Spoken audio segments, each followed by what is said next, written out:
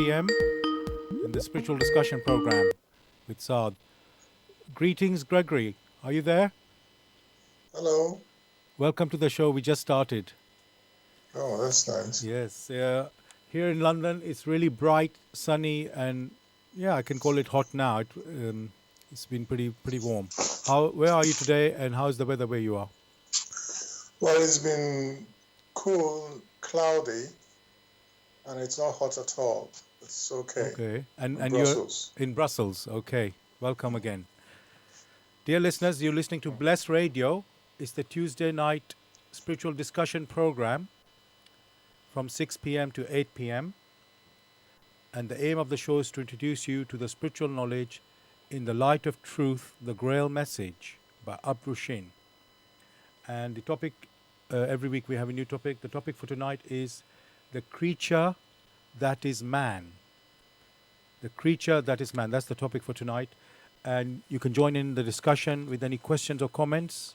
The number to contact us here in UK, it is 079 444 31366.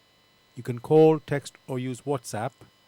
And if you're outside of UK, it is 0044 79 444 31366. Again, you can call, text, or use WhatsApp.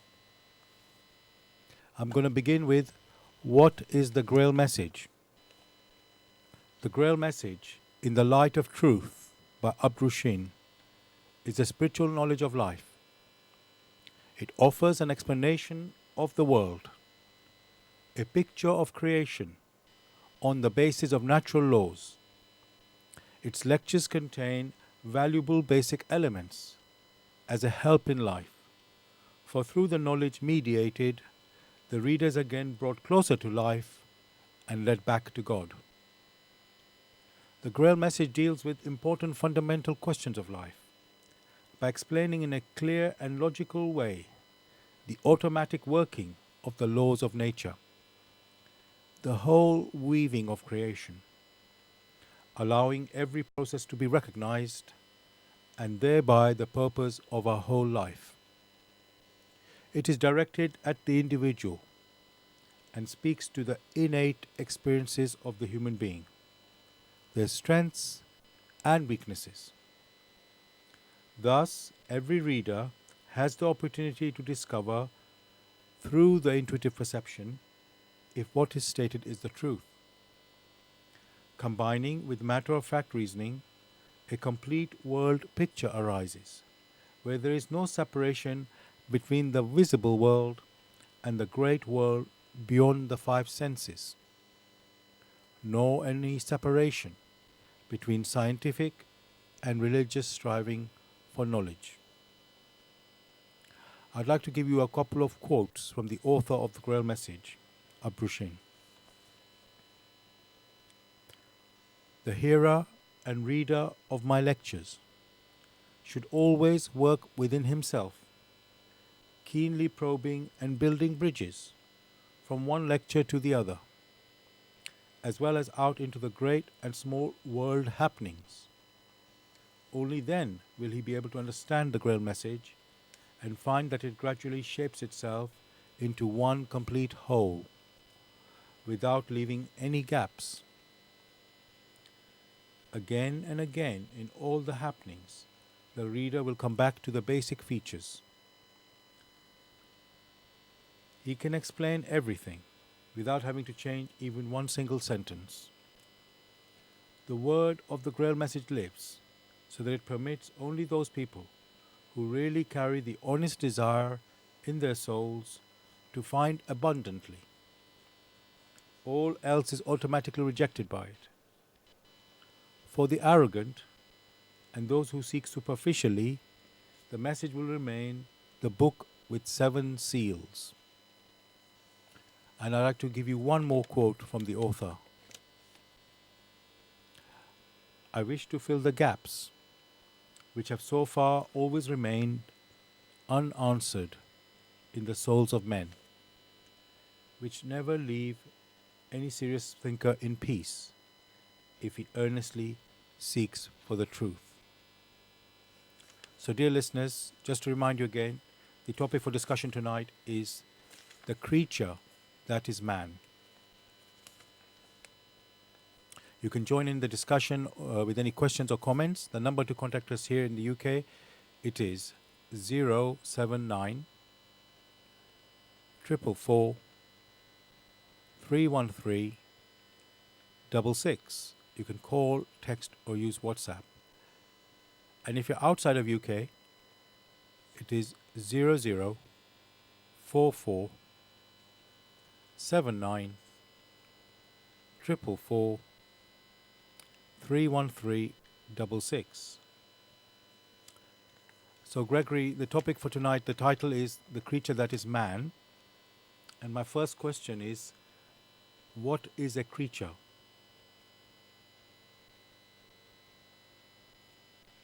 Gregory? Thanks for that particular question. Right. And the question is, what is a creature? Well, the word itself, creature, gives the strong impression of some form of, one would say, development or some construction. Only what has been constructed, one may refer to as being created. Once we have that word created or creation, which is directly linked to creation, one can already perceive a beginning. And whatever has a beginning also is bounded. Is bounded internally, is also bounded externally. So when the word creature is mentioned, one can also perceive the construction of a form that has innate capabilities. Which capabilities are that of being alive, as compared to with those that are inanimate. So a creature may be thought of or considered as that which has been issued from creation, which, however, needs to develop in order to become alive. Thank you so much for that, Gregory. You've said quite a bit there, actually. So you're talking about development, and it has life in it. And so, I mean, okay, let's move on. I've got more to ask on that, but let's talk about the other part of the title of this topic tonight, the creature that is man. So, what is man? And of course, when we talk about man, we also include woman. I hope nobody will misunderstand that or mistake that we are being prejudiced in any way. Just we include, say, when we say mankind, it already includes human, woman, and man in it, in that sentence, in that word. Sorry. So just to be clear for everybody, we're just referring to man in a general sense of man and woman together. So, so Gregory, so what is man? There, yes. Please, can you tell us what is man? Again, thanks for the way you have framed it. Sorry that one group doesn't feel left out. When the word man is mentioned as a creature, one is referring to the category or the species. Which species has specific capabilities? These capabilities are of different types, and it is these capabilities that gives the feature that one may refer to as man. These capabilities are also tied to some form of will, which one may refer to as the free will. But gradually we'll move into it so that one doesn't go too much into these things. So, just to understand what you've said there, so man, you describe it as one who has free will, and you said it's a particular species, and from what I was getting was there's different types of man. Is that correct? No, I said there, when you consider a particular category of what creation has offered or what has come out of creation, this specific category may be referred to as man, depending on its innate capabilities or its innate abilities that may need further development. I see. So, And one is stressing this because other than man, there are other categories. The animal. There are other categories for the plants. But these ones we just mentioned, we're not discussing their innate capabilities with respect to willing. That means making innate decisions as to further development. And then one stopped it there. So there are different categories in creation, be they plants, be they stones, be they animal. A specific category that has some innate abilities and capabilities which could be further developed. That is what one may refer to as man. thank you for that.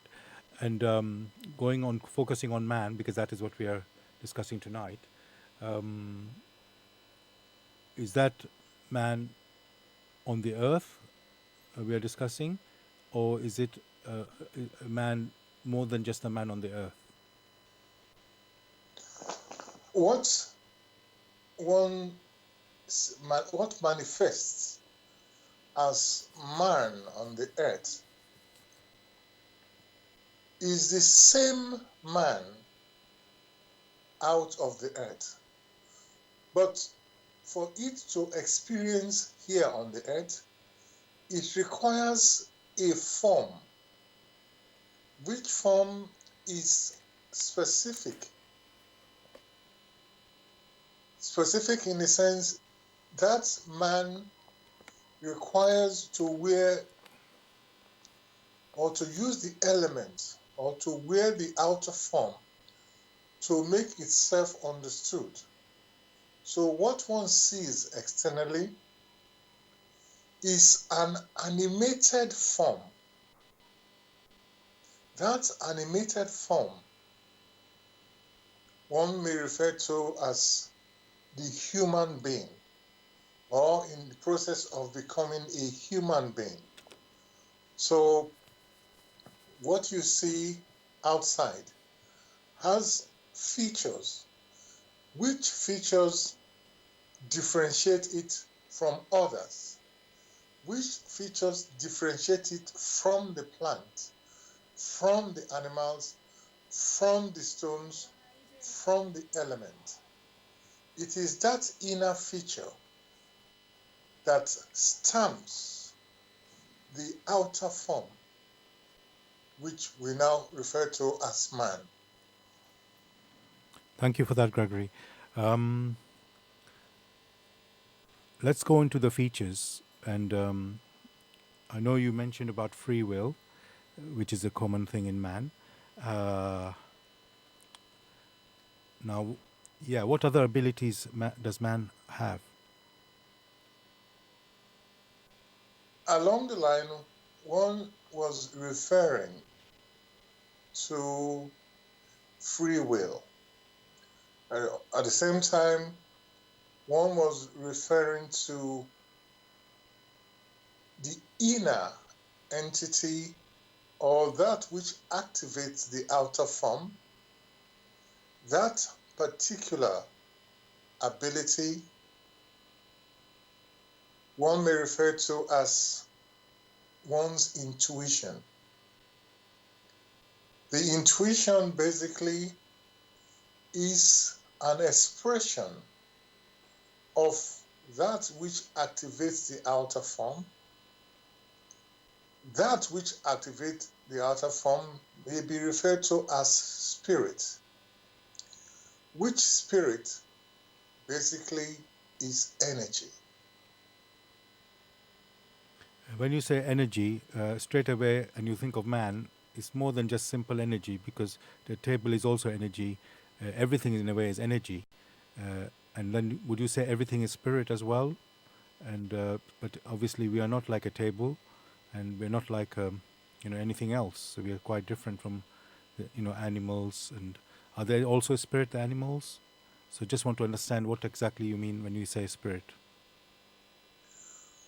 When the word spirit is mentioned,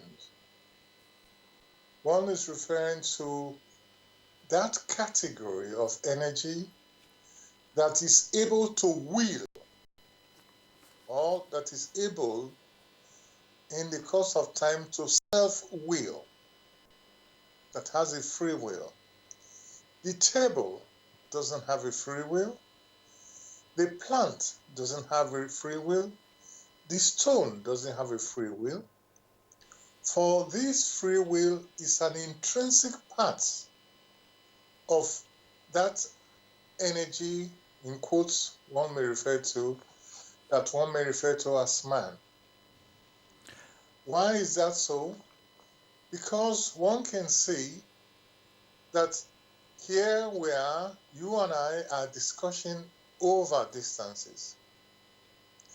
And we have set up this discussion. We use our free will to make decision.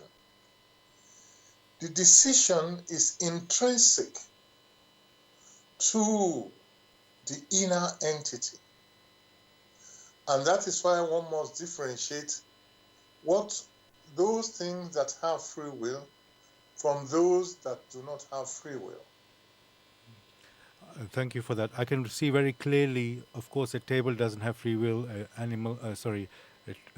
plant doesn't have free will, and rocks don't have a free will.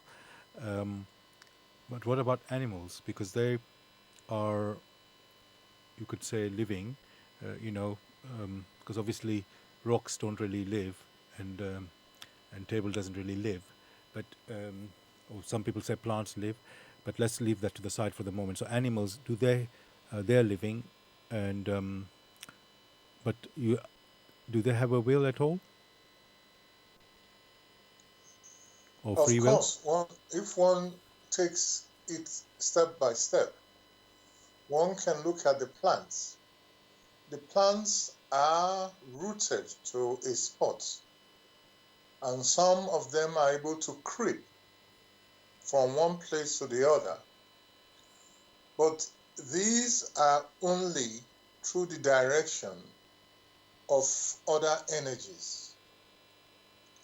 If one moves to the animals, of course, the animals, they follow the directions which have been given to them, and at the same time, they are able to respond to their surroundings. To be able to respond to one's surrounding does not mean that one has a free will. The free will is intrinsic only to the higher forms of energy, and that higher form or that higher category, that species, is what is referred to as man. Therefore, the animals They belong to a different category or a different species. One may not refer to them as human beings.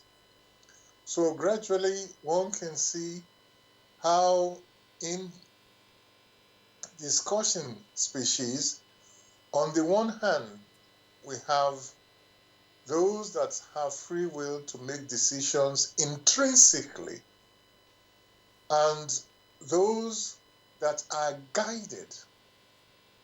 They can make decisions externally, just like you have the animals, but internally, because of their limited scope, we now have the animistic, or the animals. What one is discussing here can easily be understood if many would study the work in the light of truth, the grail message. What we're trying to do is to go gradually such that it becomes understandable. The inner core of man is of spirit, of a different category, of a different species from that of the animal, which lies lower. The animal is of a different category from the plant. The plant is of a different category from the stones or the elements. For if one watches very carefully or observes very carefully, the elements unite in their combination. They are being animated, and we now have bigger and bigger elements. Thereafter, we have plants. These plants again are animated, and most of the time man will say it has life, but at the same time it has its own cycle. It comes into being, it grows, and then it perishes. But most of these plants are rooted to a spot. As one goes higher, we now have a different category. That category, which again is limited in its own scope, we have the animal or the animistic. And if one leaves that and goes higher, one step higher, we have the category or the species that is called man. So these are the different way of distinguishing one species from another. The key features one may find when one studies the work in the light of truth, the grail message. Thank you, Gregory, for that. Dear listeners, if you want to look into get a copy of the Grail message or get some more information about the Grail message, you can go to this website, which is www.grailmessage.com. I'll spell that: www.grail, GRAIL, message, MESSAGE.com. And we are listening. This is the spiritual discussion program. The aim of the show is to introduce you to the Grail message, and the topic we are discussing tonight is the creature that is man. And you can join in the discussion with any question or comments. The number to contact us here in UK, it is 079 444 313 66. You can call, text, or use WhatsApp. If you're outside of UK, it is 0044 79 444 313 66. Again, you can call, text, or use WhatsApp. Now, Gregory, you've talked about the spirit. Many people use the word soul. Is that the same thing as spirit? The word soul only refers to a spirit with other bodies. or a spirit with other coverings. Whilst a personality is here on earth, one is able to identify that personality with the form of flesh and blood. But the inner core that activates that personality that manifests in flesh and blood, that inner core is referred to as spirit. However, the connection between the spirit and the physical body is not direct. There are other bodies that personality has before it is able to manifest physically. When the human spirit, or when that personality does away with that form of flesh and blood, what therefore remains are the other bodies. And that is when that personality is referred to as a human soul. And as we have that personality progressing in its development, it sheds these forms of bodies that it had acquired initially. So in that state, one is always referring to the human soul, until it's able to do away with these bodies, which bodies are specific to the realm it has found itself in order to experience. But it's all linked with the origin of man, which lies above these lower realms, that origin of man which is referred to as the paradise of man. Thank you for that, Gregory.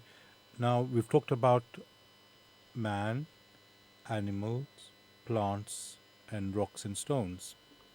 And I would say, if we talk about animals, plants, and rocks, we consider that to be the natural world. And so you could say it has been created or made by nature. How about man? Is man made? Is he natural, made by nature? I was going to say, is he natural? Maybe I should ask that as well. But first, let's talk about is man made by nature, or is man made by nature, and is he sort of different from the other categories, as we call them, animal, rock, and plants? Without further ado, one can already see that what is referred to as nature is different from the inner core of man, because what you have just categorized as in these forms as stones, we have plants, and we have the animals. And when nature is referred to, it is that which is tied to one of the coverings that man uses for itself. And that world of nature is closely bound to the animistic. Man is not made out of nature, but the coverings that he wears have arisen out of nature. It finds it necessary to make use of this suffering, of these coverings, in order to experience in nature. But man stands above nature. To make it very clear, one will have to refer many again back to the Walk in the Light of Truth, the grail message, where there is absolute clarity about this. In these discussions, one is only able to give tokens, which tokens needs verification. Verifications not only intellectually, but also through one's intuition, where the human spirit or where the personality is able to assess many other places other than the capabilities of the intellect. Thank you for that, Gregory. I've just got a question just come in. Dear speaker, it says, thanks for coming on today. The plants and animals do not have spirit, neither are there species therefrom. The animals and plants have souls. Am I wrong? Animals have souls. Plants do not have souls because they are rooted to spots, but they are animated, and that's why they are able to grow. Stones, or like you have iron, or you have wood, or whatever other element one may talk about, if you leave it there, it remains like that. It doesn't grow further. Although it may undergo certain cycles of disintegration. Plants, like we say, are rooted to a spot. Animals have souls that is able to guide them externally. Deep within, one may refer to animals as having group souls. But again, these are details. Thank you again, Gregory, for that. Now we talked about. You've said that rocks, plants, animals. They have been created by nature. I think that's. I think you implied it at least, if you didn't say it exactly. And then, but you said the human being or the man is not created by nature. So that obviously, only the bodies that the man wears on this earth, let's say, or not only the earth, but the number of bodies that the man is wearing, have been created by nature. So that leads to the next question: who created man, or what created man, if it's not nature? Like we have discussed, or been discussing, man was created. And the word created already gives you a construction. Which construction may or has arisen from a species or the precipitation of the works or of the work of another. A lower precipitation of this energy or of the power is what we refer to as nature. Above nature is a precipitation of a substance, therefore of substantiality. That is what one may refer to in the way one groups or the way one categorizes this precipitation. That precipitation is that of the spirit. Above the precipitation of the spirit are the divine substantiality or of divine substance. These divine substance have always been there. These are the emanation that have arisen out of the power itself, which power animates, gives life to every other thing. These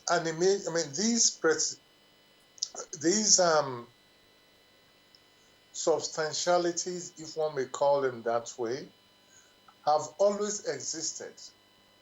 It was later in the process or in existence that there was this fiat, let there be light. One should note very carefully, it is said, let there be light. It didn't say, let here be light. When it is said, let there be light, it means there was a place or there is a spot where light or power or substantiality did not exist. One may refer that one to that particular point, if one may call it a point, as nothing. So when it is said, let there be light, it means a construction had to take place. And that is the beginning of the work, creation, the construction we refer to as creation. The heat, the pressure of this emanation needed to cool down, and the first precipitation may be classified or may be categorized as spiritual. That is the origin where the spirit came into existence. Again, these are only tokens. Each personality that needs to investigate, or each personality that needs to ask questions, may do so, but the complete picture of how these things came into existence can be found in one of the lectures, In the Light of Truth, the Grail Message, where each personality is expected to use not only their intellectual features, capabilities, but also the features of the personal intuition that has been endowed to man in creation, in the construction of man. Thank you for that again, Gregory. My next question is, what is the purpose of man? And yeah, let's say the life. What's the purpose of man, his life? Yes. The purpose of man, we had already talked about very briefly, in the sense there is the creation at the beginning, just like there is the birth. Once you have a birth, there is further development. What you find here on earth, when a child is given birth to, there is the need for the child to grow not only in form, but also in knowledge and wisdom. So we have that at the beginning, what came was the germs, just like you have the sperms and the egg coming together. These germs, which one may refer to as spirit seed germs or spirit grains, have the innate potential of further developing from their state to a state of consciousness of their surrounding, and with further development of self-consciousness, such that the inner capabilities or the inner potential will become real. And in doing that, if that development has been in accordance with the will and also of the love that made it possible for them to come and to grow and to develop, if that development follows that wisdom or that will, the possibility is then there, or the realization is then there, that they will partake of the joys and the happiness that lies in being self-conscious. Just like you have an apple starting from a grain and growing in order to enrich nature or to enrich creation with further apples. In a similar manner, we have the human spirit seed grain developing itself to become conscious, and then as it grows along to become self-conscious. This sort of development takes a very long time. It may be gradual, but as long as they faithfully follow these paths, the possibility is there that they will grow in accordance with the will of Him that granted them this possibility. Thank you again, Gregory, for your answer. Now, my next question really is about, we've talked about the purpose of man, and then, so let's talk about man. We said man is a creature, and on this earth, we are told that we have a dominion over other living creatures, other creatures of this earth, let's say. And so what, basically, what's the reason for that? Why is the man considered to have dominion over this earth? He's not the highest, you have said already.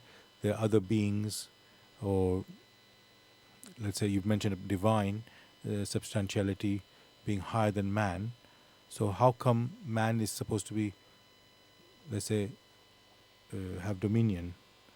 I'm talking on the earth here, because it doesn't exist in the divine. So he exists from the spiritual. You mentioned he was basically comes from the spiritual, from paradise, and then on this earth he's living at the moment, or we are living at the moment.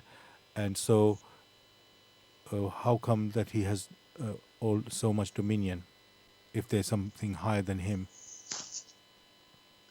Well, you mentioned dominion. Maybe that word should be replaced by responsibility.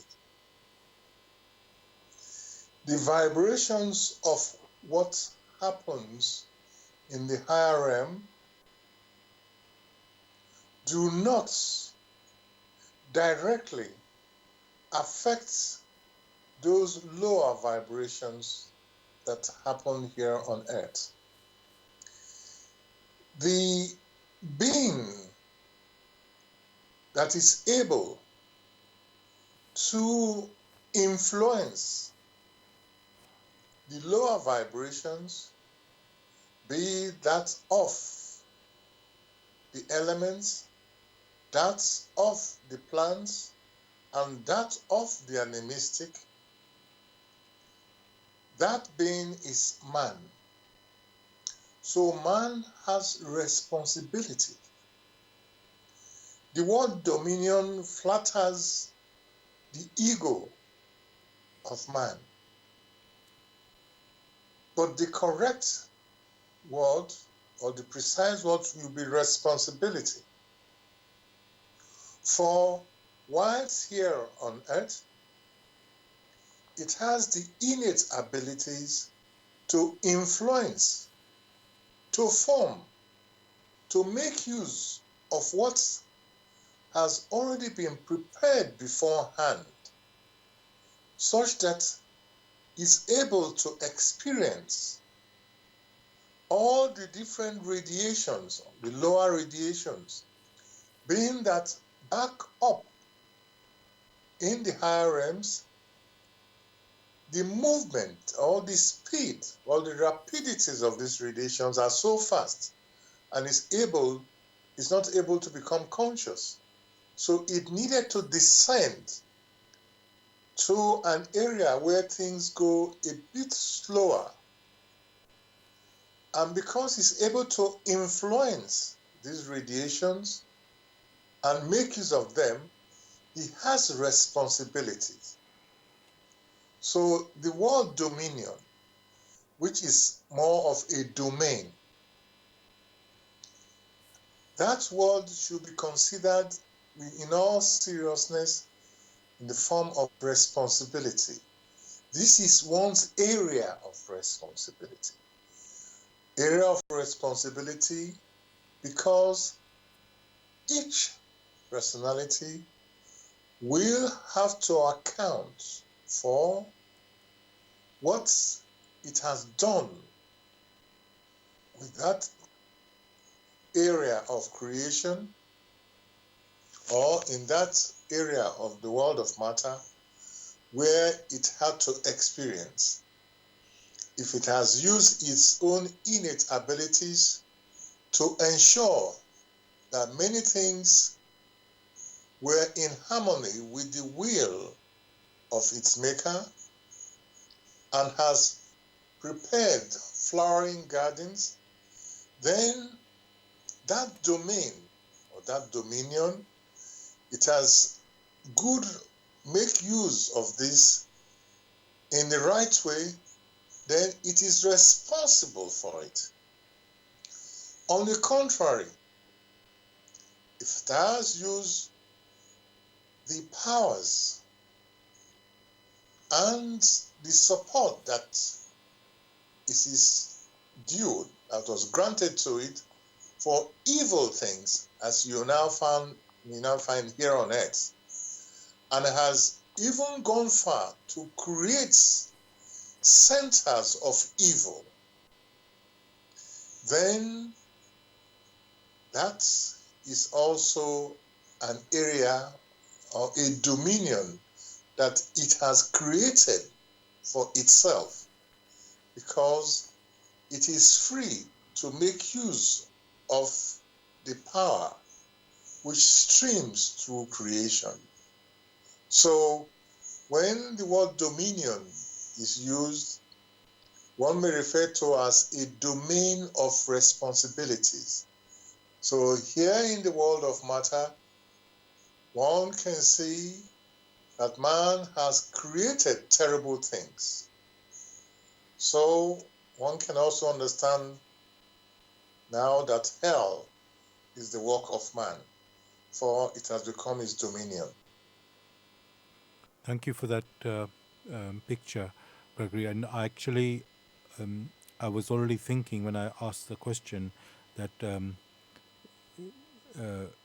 if man is really supposed to have dominion or responsibility, the way the world is today, responsibility of the, of the, let's say, life on earth, or responsibility of the domain of this earth, how the earth is today, we are so disconnected from nature. We're ruining the planet, um, environmentally in many ways. Not only having wars between ourselves as human beings, but obviously with the natural world. There's the forests are being eroded and destroyed. Really, is the only word you can say, and the population of the human beings is growing. Well, multiplying is probably the right word. Uh, at the expense of all these other natural life. So I was thinking, and maybe in the early human beings, they were more connected with nature and living in harmony with nature, but that's not really the case anymore. So I wanted to say, ask really, how can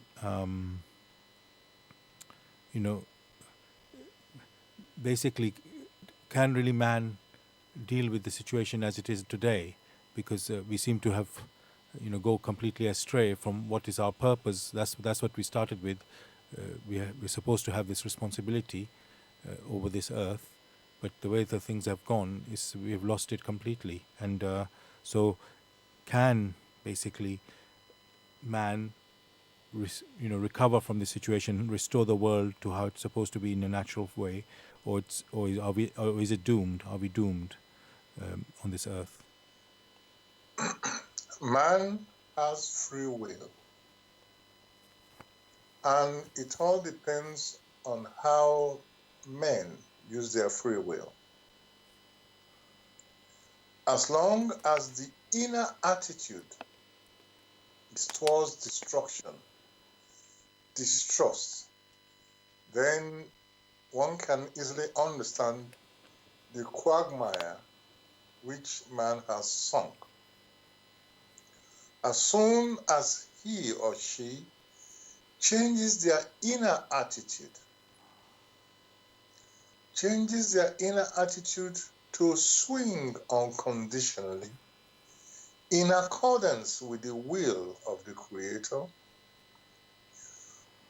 through which will they also came into existence, then there is hope.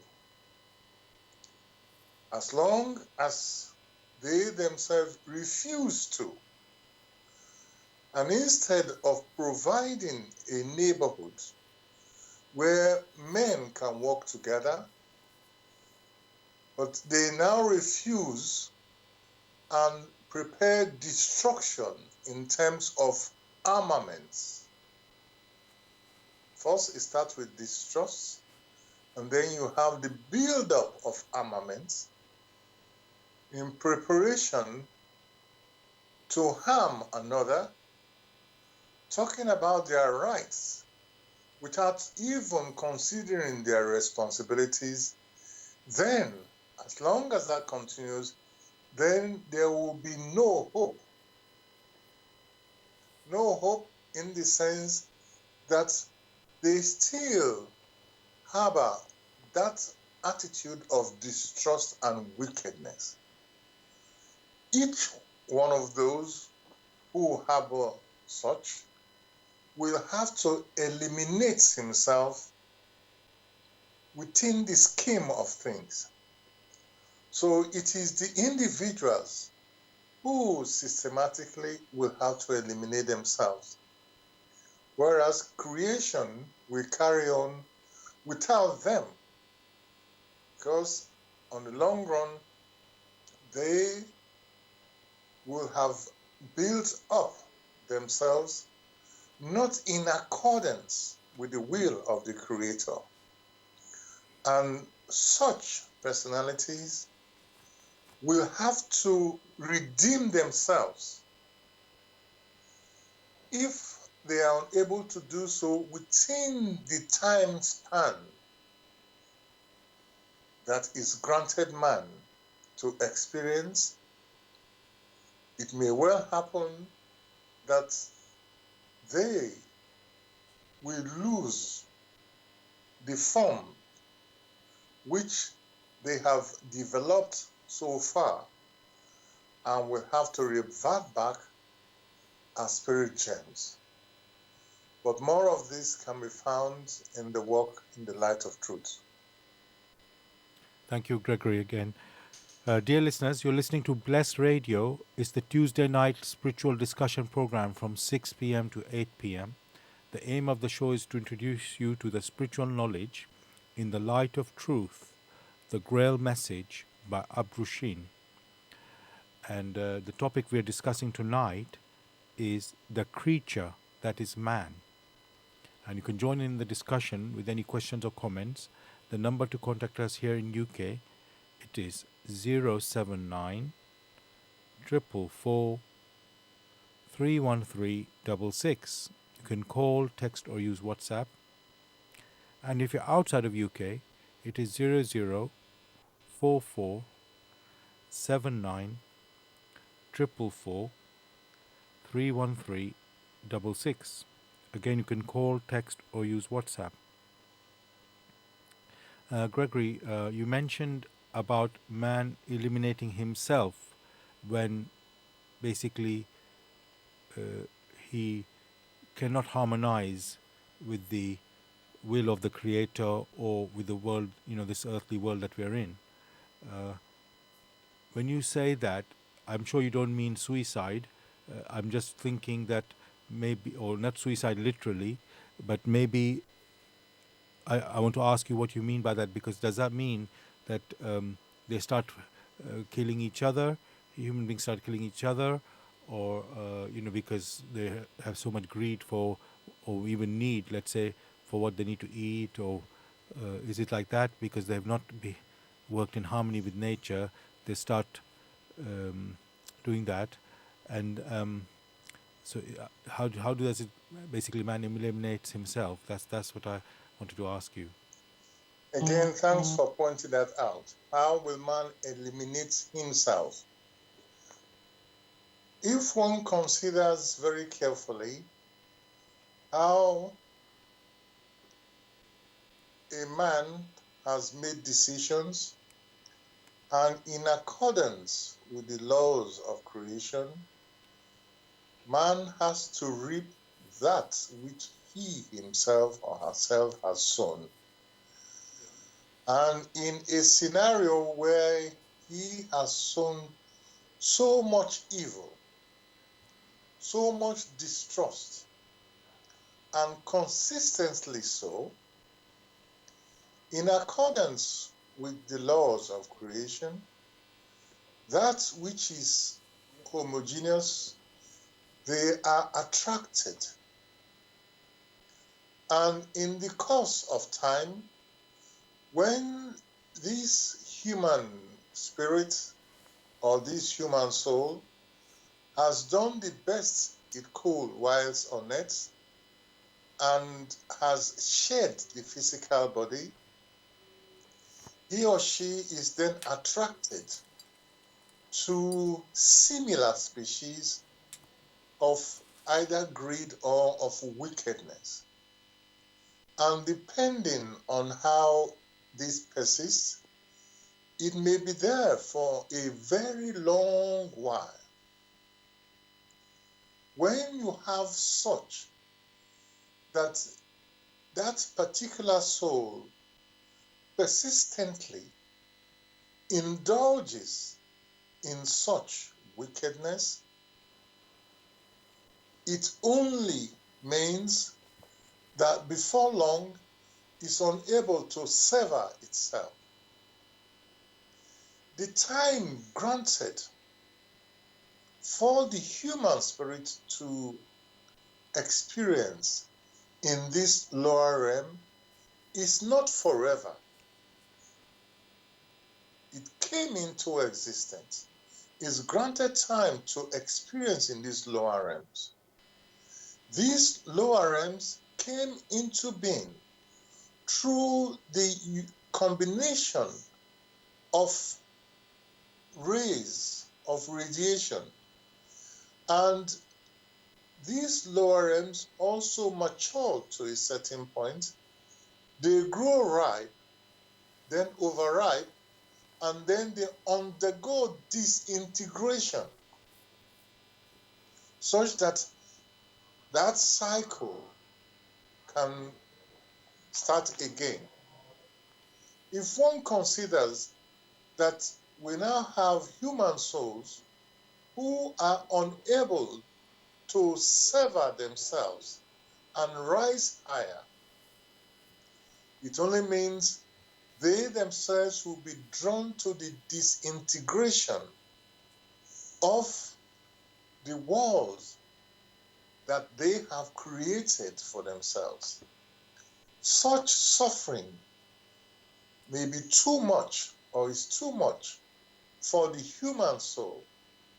So whatever form it has acquired will now be disintegrated, or one may call it being torn to pieces, such that it it goes back as a spirit gem. But it is they who have eliminated themselves using their free will. So it's not that someone has eliminated them, but in their continuance and their insistence on holding on to wickedness, they have now infringed on the goodness, on the harmony on which creation rests. And because such wickedness are not in harmony, those things we have to disintegrate, and they, because they are attached to it, will lose their forms. And in losing their forms, which form is the human form, the way we know it, they now revert back to germs or spirit seed grains. Thank you again, Gregory, for that answer. I've got a question from a listener. It's referring to our earlier discussion where we're talking about man being a creature and being created. So the question is, dear speaker, your topic, the creature that's man, that's start again. Dear speaker, your topic, the creature that's man, is presupposes that man has been created. Man is created, was created. What would you say to those of us who believe man evolved? And is a very pertinent and good question. When it is said man evolved from what? Evolution only tells you that there is a beginning and there is a gradual combination of elements or of substantiality in order to build up. So that's sort of what you mean by evolution is a continuous construction. It hasn't stopped. But whatever has a beginning, which is creation, must have an end along the line. So when one is talking of evolution of what? If there are substances, those substances must have been created. It is the misunderstanding to just imagine that evolution just starts on its own. Within the scheme of things, we have, or there exists, which no one who is discerning can deny, that there are elements from which elements we have combination and unity. And from these interactions, there is a build-up, and that build-up must follow a given model. When one intends to build a house, you have the model of the house in the form of drawing, a construction. When one intends to go for a journey, you plan for your journey, you prepare for your journey, you build a sort of model. That pre-model is what you follow. It is not arbitrary, as many will imagine. For the thoughts, for the languages which we form are not in themselves arbitrary. They must have arisen from out of elements, if one may use elements, but to use a more general one, from substances, which substances form unions and alliances. That formation of union and alliances to form a model, that is what is referred to as evolution. So there is the need to reflect on the word evolution and not just imagine that it just came out from nowhere. For all man's reasoning, the need for the language. In the language, there are elements. In the language, there are objects. It's only a little reflection, and one will find that there is no contradiction, that there is a creation, and for the sake of for development, there is the build-up, which one refers to as evolution. Thanks again, Gregory, for clarifying that. So basically, evolution is a process, but it's part of the creative process. So, and as you mentioned, you can't get, well, you didn't say it exactly this way, something that cannot come out of nothing. So something had to be there at the beginning for it to form into something, like combination of elements, like you say. And so the evolution is just simply, well, the process of evolution is these elements coming together. So thank you for clarifying that. I've got another question. You've now mentioned the creator there, or some people call God the creator. So now in the Bible it is written that man is made in the image of God, so, but we are not God. Also, that's also sort of understood from that. So what does that mean when it said we are made in the image of God? Again, thanks for this question. The word in the image, the word image confuses many, because when many people have a mirror before them, they see their image, but they can already discern that they themselves are alive, and the image is not alive. Sorry, Greg. Could you just say that? Sorry to stop you there. I didn't quite hear that word clearly. You said man is. I will start over. Yes, please. Yeah. For many, when the word image is mentioned, they are very familiar with their images.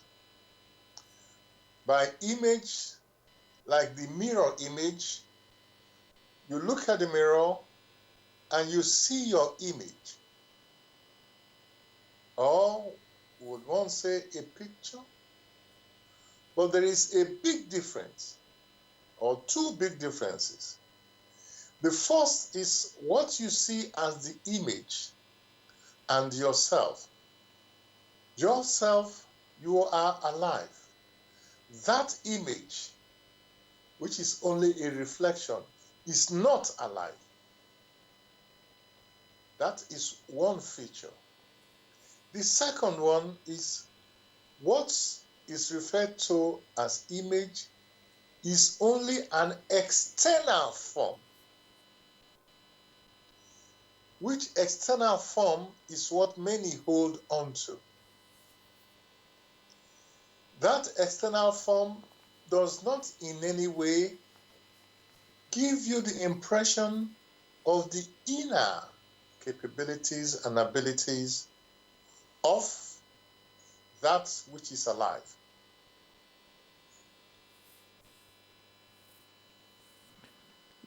Thank you. When one hears the word image, one should differentiate clearly what one is referring to. So the likeness of the image can now become very clear that that which is alive, strictly speaking, is the Almighty. And the image is only something external. The capabilities, they are so much different in species. And it is that which is alive that grants the possibilities, which possibilities man is supposed to develop. One would not go further than that.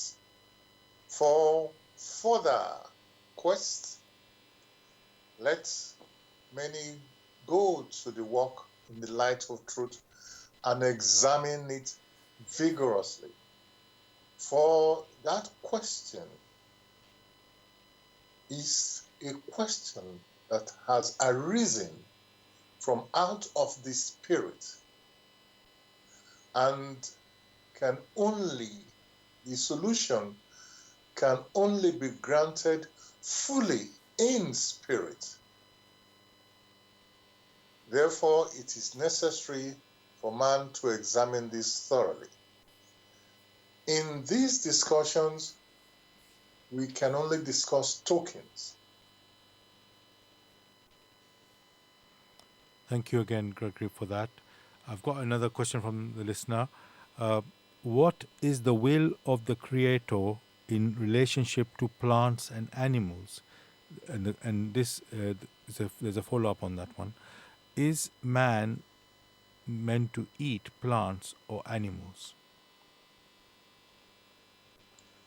The question was, what is the will of the Creator with respect to plants and animals? One may also ask, what is the will of the Creator with respect to the elements? One can easily observe that what we refer to as plants are forms which are being animated, but these forms are tied to a spot, although they can grow, as compared to as your cotton or your chair, which cannot grow, and therefore you say it is dead. But the plants can grow. Plants belong to a different species, although they are also in the world of matter, just like cuttings, stones. Also, you have the animals, which animals have a soul that guides them. It is the will of the Creator that has classified them in that particular way. And above the plants and above the animals, we have another species, that species of the spirit. The species of the spirit has come down here in order to experience. And in order to experience, it needs to maintain the physical body, which physical body has grown from the combinations of these elements, the radiations which these elements exhibit, the radiations of the plant, and also to some extent the radiations of the animals. For it to maintain the physical body, which has arisen from out of these streams, the need is there to consume some, not all. For man does not eat all the plants, nor does he make use of all the animals. For there are poisonous plants. Or how could he, the human soul, make use or maintain itself if it doesn't make use of the plants and of the animals? But it must be referred to some plants, not all plants. Otherwise, if we could make use of all the plants, we would have been consuming the poisonous ones and would have vanished long time ago. But it is the will of the Almighty that he should take responsibility within this area within this domain, or what we referred to initially as dominion. Use it in such a way that it will bring it benefit. Again, this is only the tip of the iceberg. I'm afraid I will have to refer many back to this work, because whenever these topics are discussed, no matter how long it will go on for, justice can never be done, because there is so much which is contained in that work. Thanks again, Gregory, for giving your explanation and answer there.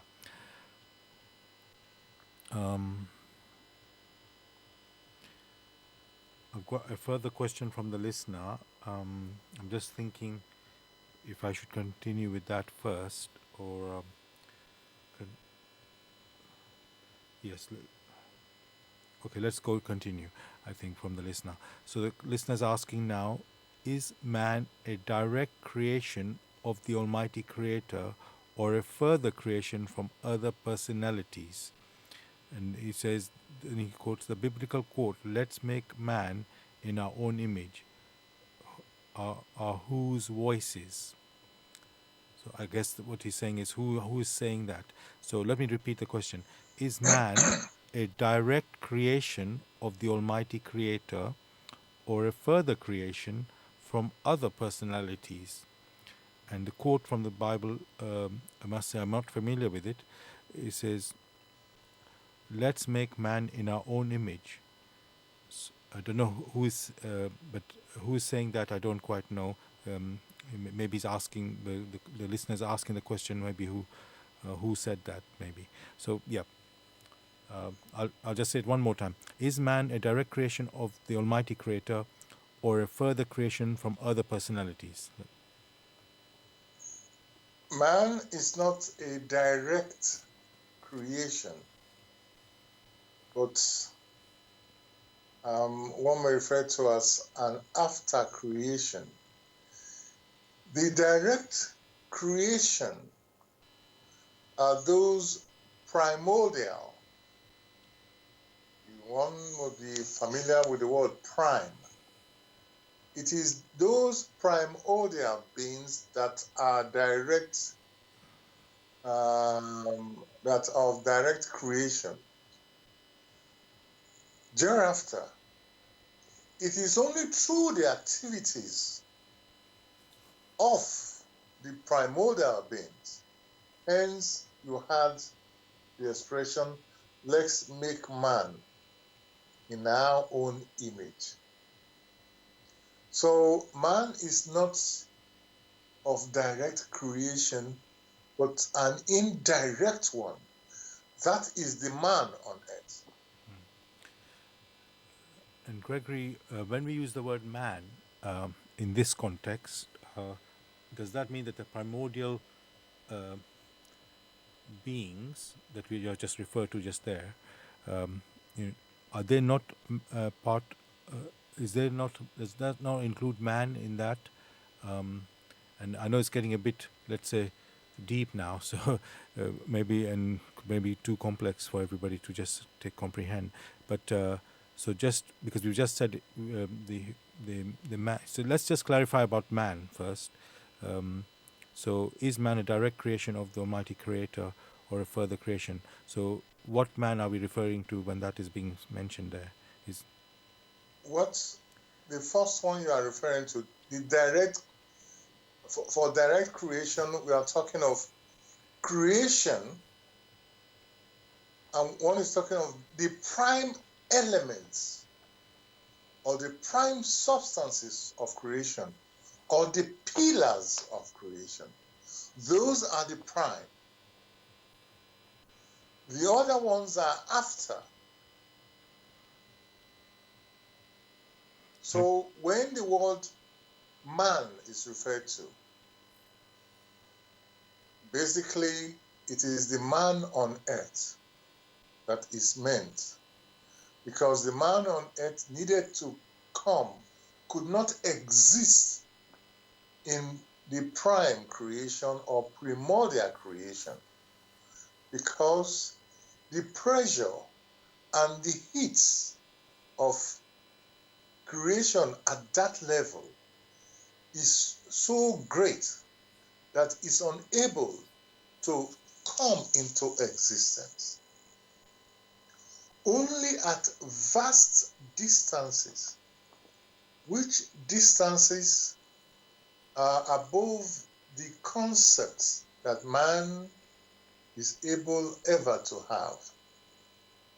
Only at such distances was man able to come into existence as a spirit seed grain.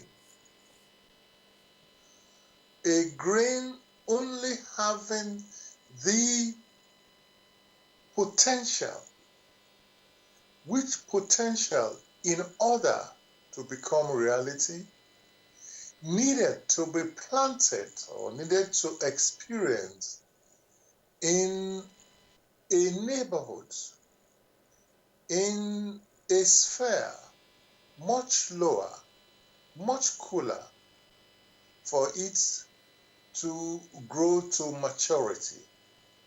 First, maturity externally in form of some consciousness, and then internally in form of becoming self-conscious.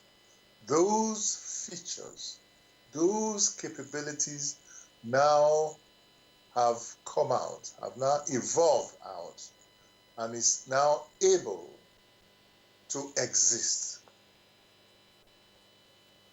Of thank you. course, in the higher realm, it existed as a seed grain, but having experienced and matured in accordance with the will of its creator, is now able to go back as a self-conscious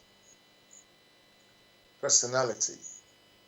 And that is a huge difference, which one needs to reflect on. Thank you for that, Gregory. Dear listeners, you're listening to the Spiritual Discussion Program on Bless Radio. It's on Tuesday night, 6 p.m. to 8 p.m. The aim of the show is to introduce you to the spiritual knowledge in the light of truth, the Grail message by Abdrushin. And if you're interested in getting a copy of the Grail message or get some more information, you can go to this website, which is www.grailmessage.com. I'll spell that www.grail, Grail, message, MESSAGE.com. And the topic we're discussing tonight is the creature that is man. The creature that is man. You can join in the discussion with any questions or comments. The number to contact us here in UK, it is 079 444 31366. You can call, text, or use WhatsApp. If you're outside of the UK, it is 0044 79 444 31366. Again, you can call, text, or use WhatsApp. Gregory, it is said that Jesus has said about man that they are the salt of the earth. What does that mean, salt of the earth? That man is the salt of the earth. Well, it must be understood that by salt, it means it gives taste. Yep. One can imagine that the salt gives taste to food. To some others, it helps the food to mature. It conditions it. I think in a similar manner, when it is said you are the salt, you give the taste. You create the taste. One can now understand that the taste man has left behind has been that of destruction. Whereas had he or she walked in accordance with the will, then many things would have changed. Would have changed because many things will now swing in harmony with the laws of creation, and many other human spirits who now arrive here with taste of the goodness that has made it possible for man to exist and flourish. Thank you for that, Gregory. From what you're saying, it looks like the human being hasn't really been very fruitful in a positive way on this earth, and so you could say he has committed sin. So now, some people may be aware that there is also something called reincarnation, and that man, well, some people may not believe in reincarnation, or may not think that there is such thing as reincarnation. So I wanted to ask, if first of all, if man is sinning, is reincarnation brought about because of his sinning? First, is it really true that there is reincarnation, and is it there because we sin and we now need to redeem what we have done, so we can basically come back to how it's supposed to be, or not? Well, the challenge is always that for many, they consider themselves so important, and some expressions are not viewed in the right way. Before one considers reincarnation, one must ask, what is incarnation? The incarnation merely refers to as a personality coming here to the earth, taking the form taking over the fetus in the mother's womb at a particular time in the middle of pregnancy, and that particular personality is then born here on earth, in which it experiences, it grows, comes to maturity, and after some time, sometimes about 100, 200, or less than that, the physical body is used up, and that personality severs itself.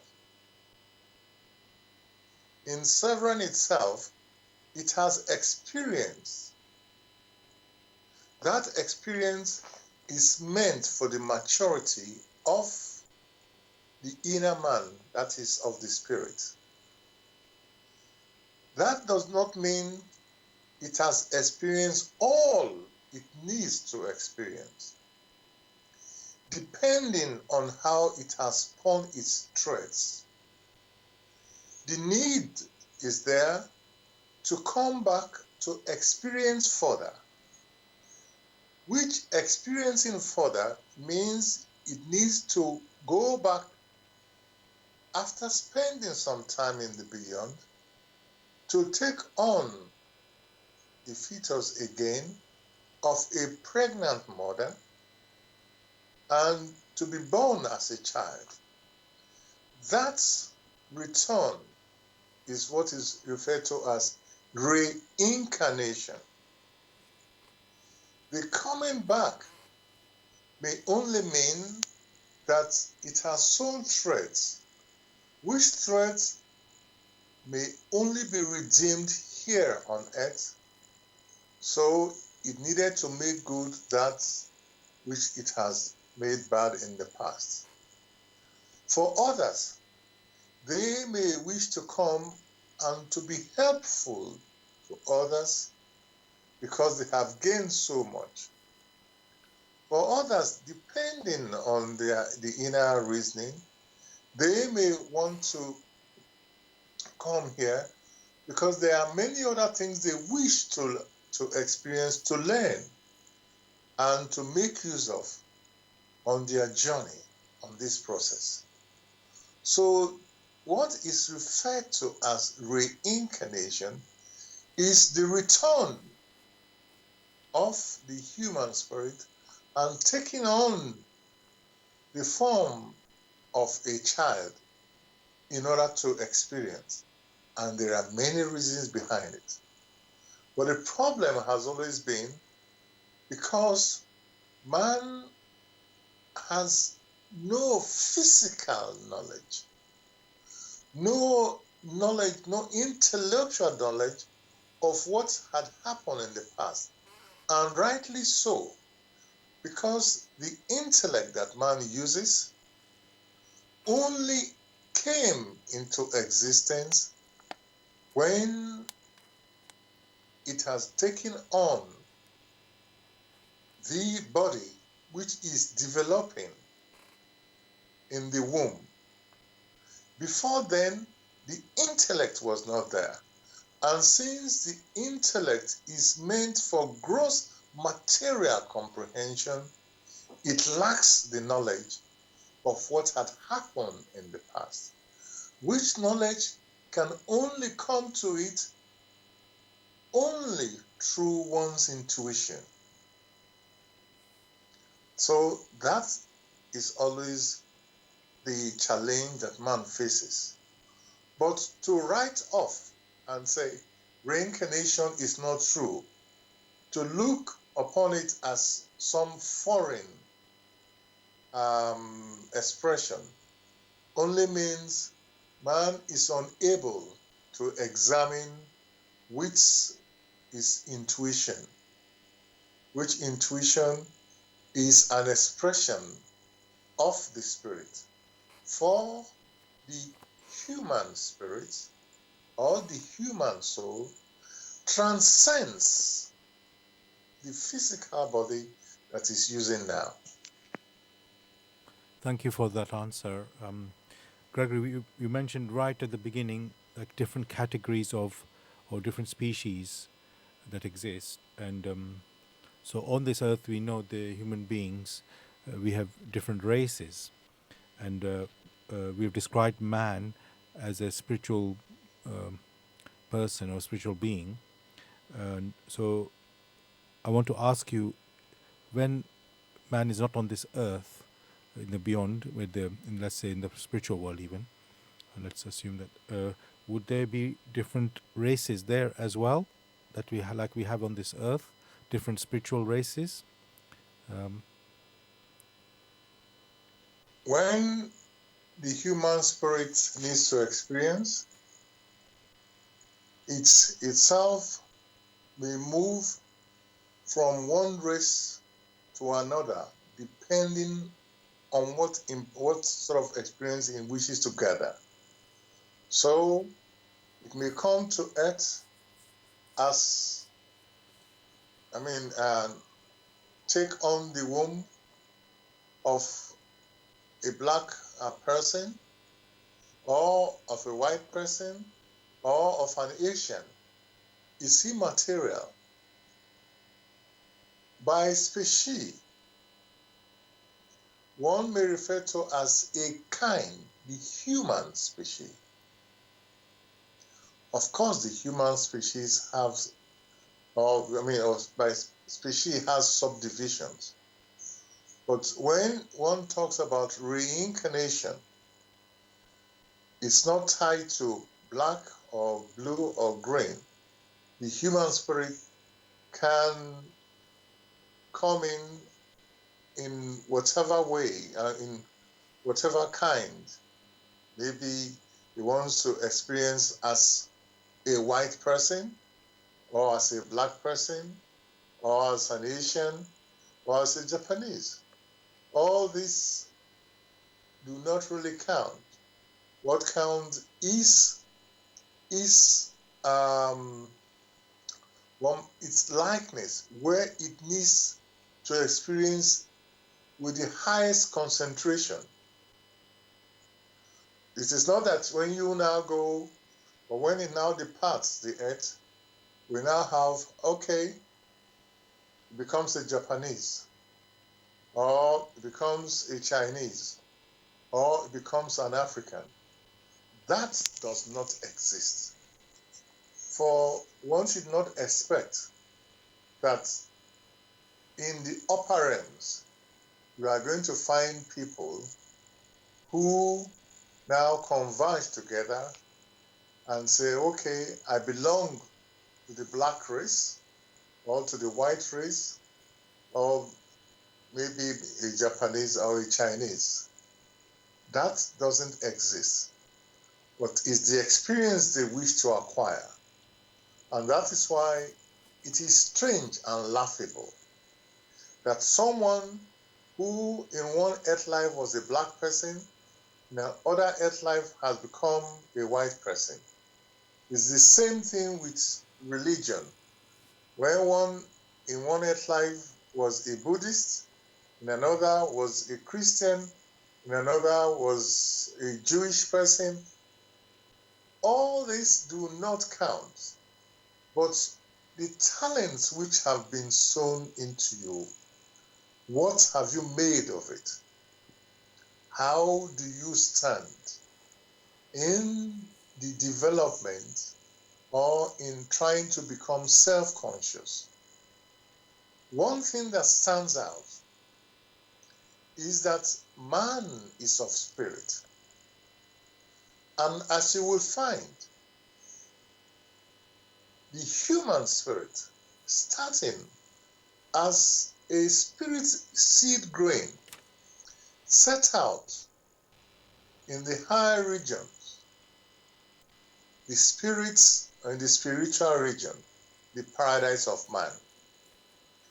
Here on earth, when it is mentioned, when you move out from your hometown and you speak a certain language, when you go somewhere else and you hear somebody who speaks your language and says is from the same hometown, you are drawn very close immediately.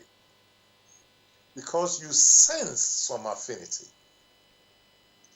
The same thing is demanded of the human spirit. Having set out from paradise, as long as it strives to go back there as a human, self-conscious human spirit, the word paradise already strikes deep within the human spirit, in which they come together, support one another, serve together to ensure that they mature in the shortest possible time and go back home where those innate features will become of full activity, where happiness will beget happiness, joys will beget joys. That is the paradise of man, and that is what man needs to work towards to. Not coming here to the earth and fight wars to destroy itself. Thank you, Gregory. This word paradise, yeah, we think it, of course, as something high and, you know, beautiful. Is it only, let's say, above, in, let's say, heaven? We haven't used that word heaven before, but, is that only in the spiritual this paradise exists? Or can we have it here on the earth as well? Yeah. Actually,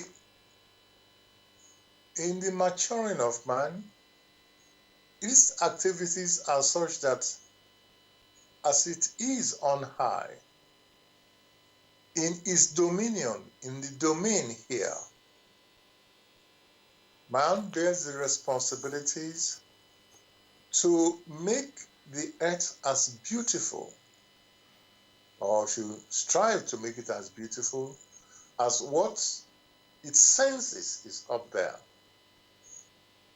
So that word paradise is supposed to be brought here through the abilities of man. But if one is to make any judgment with what exists on earth, one can already have or imagine what the scorecard will be. For instead of harmony and vigorous activities that support not only fellow human spirits, but support nature and all that exists and strives in nature, man has brought in hell, where there is continuous destruction, where there is continuous slavery, where there is continuous wickedness. That is the work of man. Whereas in paradise, one lives for the joy of the other, for the happiness of the other, in vigorous activities. Thank you again for that answer. We mentioned reincarnation just a few moments ago, and I have another question, because so far we just talked about man or human beings in general, and but of course we know that we've talked about races, but also there's a male and there's a female, or man and woman. And just to remind the listeners, of course, when we talk about man, we meant both man and woman in the group. So now I want to ask you, with regard to reincarnation, is man we're supposed to develop ourselves and experience life. Should man, I'm talking about male now, maybe it's easier to say male, should a male human being or reincarnate as a female? Or first of all, is it possible for a male to reincarnate as a female? And if so, should they, is that part of the experiencing of maturity, to reach a maturity? It is possible to have in one earth life a personality exhibits male features and in another earth life, female features. But the concept of male and female must be rightly understood. In creation itself, you find activities, which activities are very active activities or coarse activities and finer activities.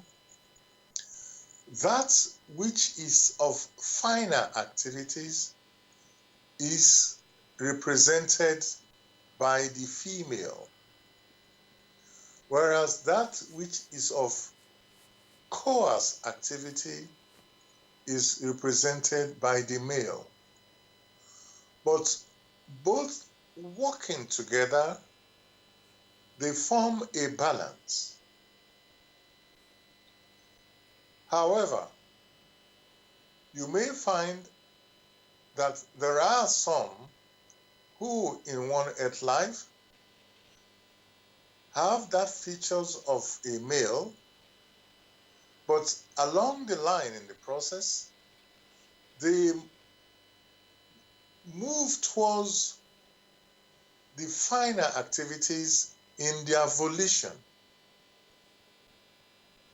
These are not strictly strong in their volitions, and therefore they move towards that which is in quotes negative.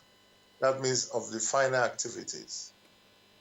But deep within them, they are still male. And however, they bring that strong volition in their incarnation. And one can already see a marked difference in their activities. So that is how these things happen.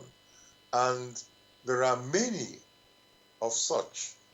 A mixture of this, this type of formations, which is not willed, is not in accordance with the will of the Almighty. For in one incarnation, one is a male. In another incarnation, deep within one, that person is not a male as such, but harbors a female soul within. Then there are exaggeration and there are problems. Again, one has only just mentioned the bit of token.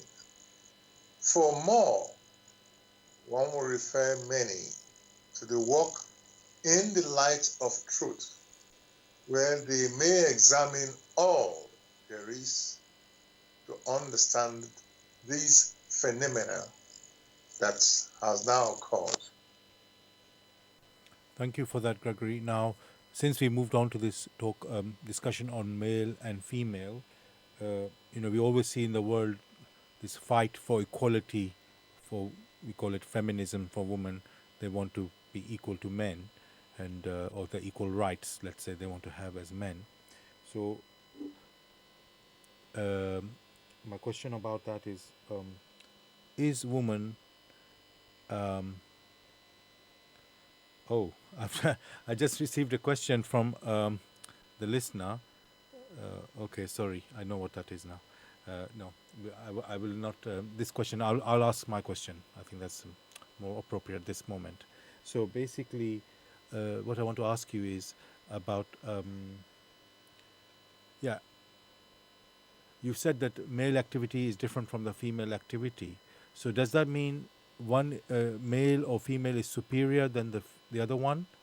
Is this because you're saying they have different activity? So, or are they equal? Strictly speaking, we have complementarily. One complements the other. When we are talking of the complements, it doesn't mean they are equal. So complementarity is not the same thing as being equal. And take a very simple example. A woman that harbors the finer activities is able to harbor a human soul and deliver after a certain amount of months, a certain number of months, the human soul, and as a baby. The male does not deliver, does not harbor, has no womb. Are you now saying the woman who harbors, who has the womb, and who takes care of this soul and brings us this baby is inferior or equal to the male? That cannot be. So many need to reflect very carefully when the word equality is mentioned.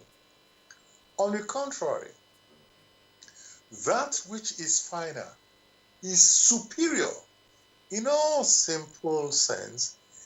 That which is finer is the one that harbors the baby and delivers this baby.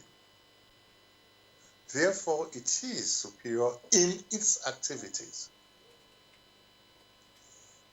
Thank you. It's only important that many should observe in silence and come to understand that complementarity is not the same thing as equality, and that the man and the woman, the male and the female, or the female and the male are supposed to work together. Just as you have in a piano, we have all the notes. Only when the notes are played side by side does it come to something in full harmony. Thank you for your answer there, Gregory. It's really helpful, to build that picture. I am going to give this question from the listener. But the way we're going to do it, Gregory, the listener is asking about what is the purpose of man, and if we can do it like a recap, so that the listeners can. I know you have mentioned it earlier, but maybe you could summarize it now at the end of our show, as we're coming to the end of the show now. Man has come into existence as a spirit seed grain in order to experience and grow into consciousness as the first step, and then self-consciousness. Self-consciousness of those innate features which have been implanted within creation, such that is able thereafter, if it has developed in accordance with the will, to further creation. That is the purpose of man. Thank you so much, Gregory, for that. Dear listeners, we've come to the end of our show tonight. The topic we were discussing was the creature that is man, and I hope you found it illuminating and, helpful for your understanding about life. So, and of course, we urge you to pick up the Grail message, get a copy of the Grail message for yourself, and examine it with your own eyes and ears, and reflect on what it says, because that is the aim of our show, to introduce you to that Grail message. You can go to this website, which is www.grailmessage.com. I'll spell it: www.grail, Grail, message, message.com. And Gregory, anything you'd like to say to the listeners to say goodbye? Wishing them a beautiful week and the strength to examine the work in the light of truth. Thanks for that. So, thank you from me as well, listeners. I wish you a great week. And of course, we'll be back next Tuesday with another new topic for a discussion, which we will discover it when we come next week. Um, so, I wish you a great week and God bless. And wait for Brother Sayom. He's coming on next. All the best, everybody. Take care.